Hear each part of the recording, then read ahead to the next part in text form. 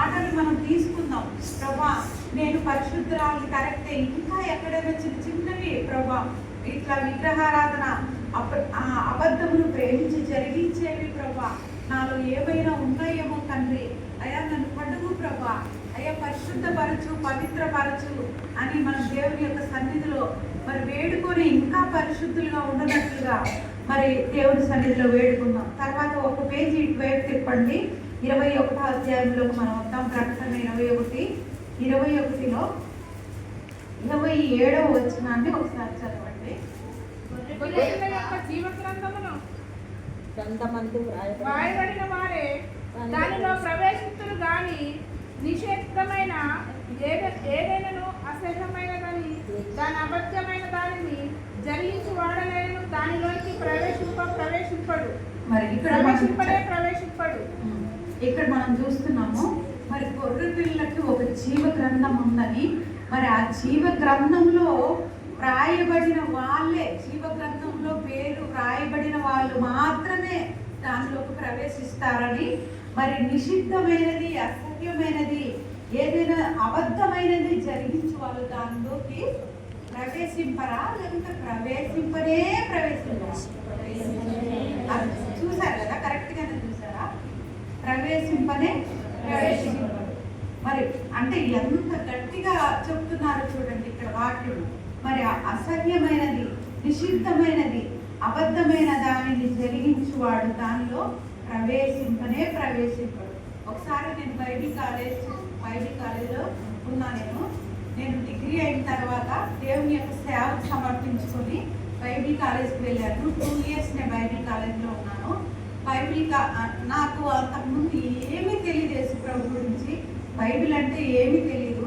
కానీ నేర్చుకుంటున్నా, ఇంకా బైబిల్ కాలేజ్లో నేర్చుకుంటున్నా దేవుని విషయాలు, దేవుడు అంటే ఏంటి కొంచెంగా నేర్చుకొని ఎదుగుతున్నాను. అప్పుడు నేను ఈ వాక్యాలు చదువుకున్నప్పుడు నాకు ప్రభా జీవగ్రంథంలో నా పేరు రాయి ప్రభా, జీవగ్రంథంలో నా పేరు ఈ రోజే రాయి ప్రభా అని నేను ఎంతో ఏడ్చాను. దేవుని సన్నిధిలో ఎంతో గూజాడాను. ప్రభా ఈ గ్రంథంలో నా పేరు రాయకపోతే మరి నేను అక్కడికి రాలేను, నీ జీవ గ్రంథంలో నా పేరు ఉండాలి అని దేవుని యొక్క సన్నిధిలో నేను మొరపెట్టుకున్నాను. మరి ఇప్పుడు కూడా మనము ప్రభా మరి జీవ గ్రంథం అందు పేరు రాయబడిన వారు మాత్రమే అక్కడ ఉంటారు. కాబట్టి ఆ యొక్క పట్టణంలో ప్రభా నా పేరు జీవ గ్రంథంలో రాయి ప్రభా.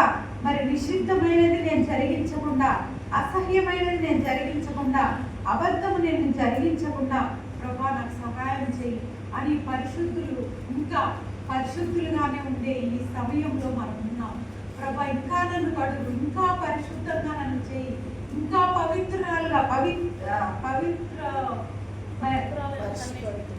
అపవిత్రుడు ఇంకను అపవిత్రుడుగానే ఉండలేము, నీతిమంతుడు ఇంకను నీతిమంతుడుగానే ఉండలేము, పవిత్రుడు ఇంకా పవిత్రుడుగా ఉండాలి. అలాగా మనము ఇంకా పవిత్రంగా ప్రభా నన్ను నువ్వు సిద్ధపరచు అని దేవుని యొక్క సన్నిధిలో మనము వేడుకునేవారుగా, మరి ఆయన సన్నిధిలో మనం వేడుకొని ఆయన పట్టణంలో గుండా ఆ రూమంలో గుండా మనం ప్రవేశించడానికి అర్హతను మనం ఇంకా దేవుని యొక్క నామంలో మరి ఇంకా పొందుకొని ఇంకా తగ్గిలుగా మనం ఉందాం. ఇంకా కొద్ది మాటలు నేను మీతో పంచుకుంటాను. అది ఇప్పుడు వరకు నేనేం చెప్పానంటే కాలం సమీపమై ఉన్నది, ఇంకా పరిశుద్ధతలోకి మనం వెళ్ళాలి, ఆ పట్టణంలో ఉన్న మనం ప్రవేశించాలి అనే కొన్ని మాటలు నేను మీతో పంచుకున్నాను. ప్రత్యేకంగా మన వస్త్రాలు ఉతుక్కుపోవాలి అనే ఒక విషయంతో మీతో నేను మాట్లాడాను ఇంతవరకు. ఎందుకంటే మన వస్త్రాలు ఉతుక్కున్న వాళ్ళే ఆ పట్టణంలోకి వెళ్తారు. మన వస్త్రాలు ఉతుక్కోవాలి, మనల్ని మనం ఇంకా పరిశుద్ధులుగా మనం సిద్ధపరచుకోవాలి. అప్పుడు మాత్రమే, ఆ విధంగా సిద్ధపడినప్పుడు మాత్రమే మనం దేవుని యొక్క పట్టణంలోకి వెళ్తామనే విషయాలు ఇప్పుడు దాకా మీతో మాట్లాడాను. మరి ఇంకా మనం ఇంకా ఏ విధంగా చేసుకోవాలి అంటే, మరి మనం ఒక మాట మనం చదువుకున్నాం, మన అందరికీ తెలిసిన మాట, యోహాను సువార్త, మత్తయి సువార్త 3వ అధ్యాయము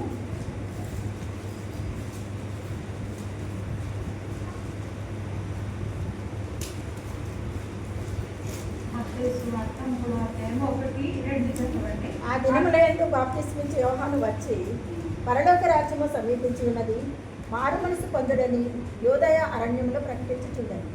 ప్రభు మార్గము సిద్ధపరచుడి, ఆయన త్రోవను సరళము చేయుడని అరణ్యములో కేక వేయునొకని శబ్దము అని ప్రవక్త అయిన యెషయా ద్వారా చెప్పబడిన వాడితడే.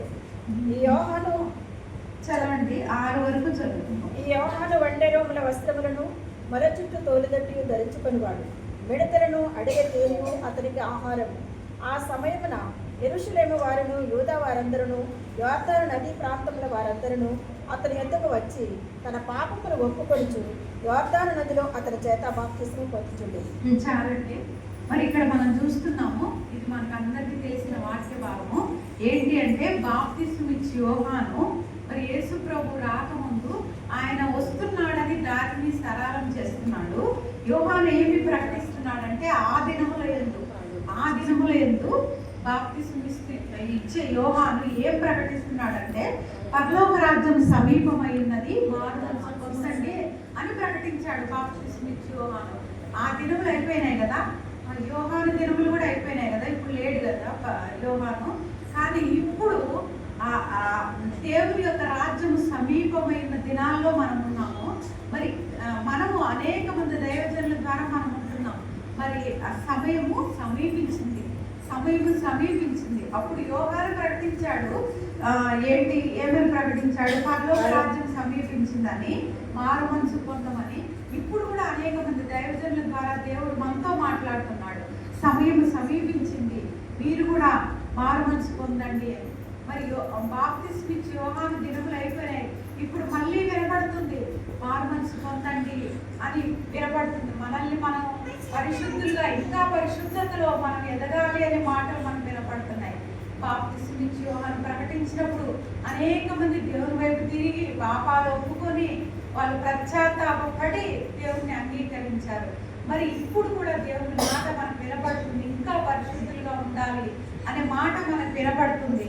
మారు మనసు పొందాలి, మారు మనసుకు తగిన ఫలాలు మనం ఫలించాలి.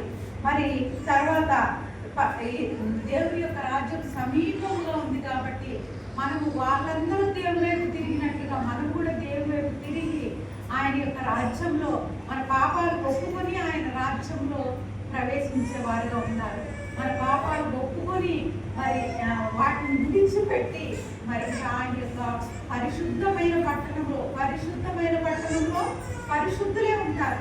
మరి అలాంటి యొక్క ఆ గుమ్మంలో గుండా ప్రవేశించడానికి మనం మారు మనసు పొంది పశ్చాత్తాపడి మరి ఆయన సన్నిధిలో ఇంకనూ పరిశుద్ధులుగా కొనసాగే గుంపులో ఉండాలని, దేవుడు మనల్ని విడిచిపెట్టకుండా మరి ఆయనతో పాటు ఉండే బిడ్డలుగా ఉండాలని కోరుకుంటూ, మరి ఎంతో ప్రేమతో నీ ఎడల ప్రేమను కలిగి, మరి నువ్వు ఆశపడి ఉన్నావు కాబట్టి నీ ఎడల ప్రేమ కలిగి దేవుడు మనతో ఈ మాటలు చాలా స్పష్టంగా ఆశ కలిగిన ప్రతి ప్రాణంతోనూ ఆయన మాట్లాడుతున్నాడు. నువ్వు సిద్ధపడటానికి సమయం ఆసన్నమైంది. నేను మాట్లాడుతున్నా, నేను దర్శిస్తున్నా, నేను మీ ఆత్మలో ఉజ్జీవింపజేస్తున్నాను.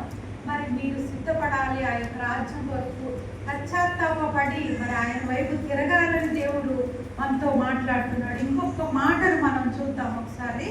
ఎఫెసీ పత్రిక 5వ అధ్యాయము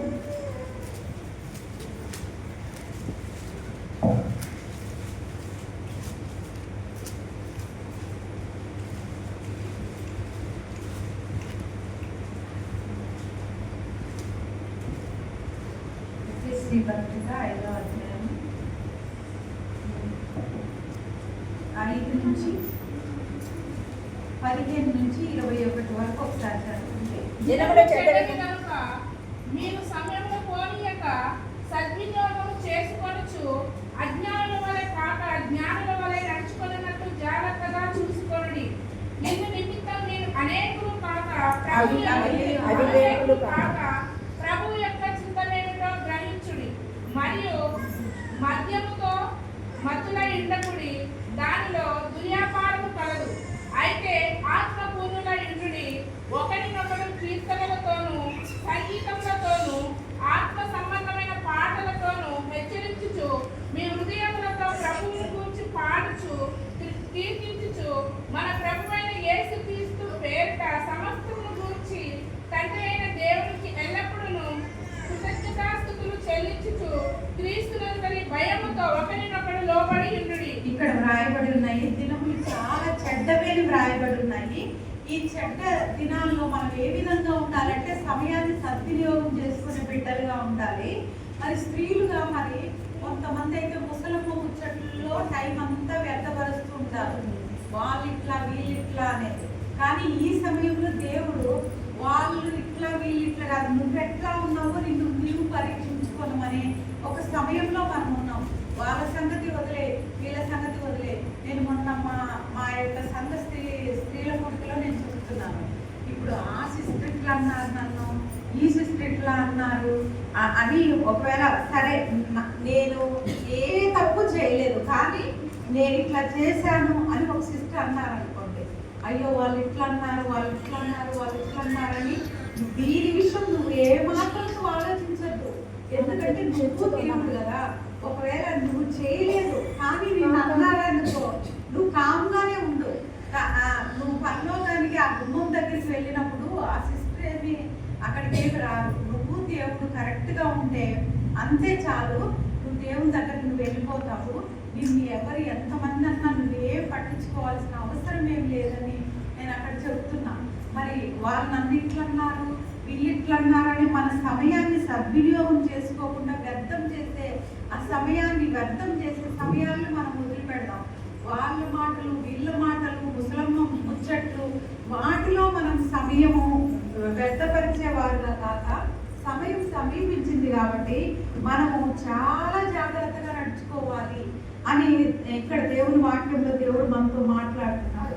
మనం అవివేకులుగా ఉండకుండా చాలా జాగ్రత్తగా నడుచుకోవాలని, దేవుని చిత్తాన్ని మనం గ్రహించే బిడ్డలుగా ఉండాలని, ఆత్మ పూర్ణులుగా ఉండాలని.